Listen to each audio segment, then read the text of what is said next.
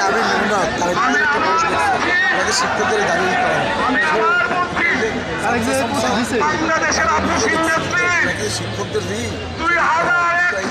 এরকম ভাবেই করতেছে 4 দলীয় জোটের ব্যানারে ব্রাহ্মণবাড়িয়া সদর এমপির সাথে বিভিন্ন এলাকায় আপনার নামে স্লোগান দিয়েছি, এমপি নির্বাচনী সভায় বক্তব্য দিয়েছি। আপনাকে আমরা পছন্দ করি হৃদয় থেকে।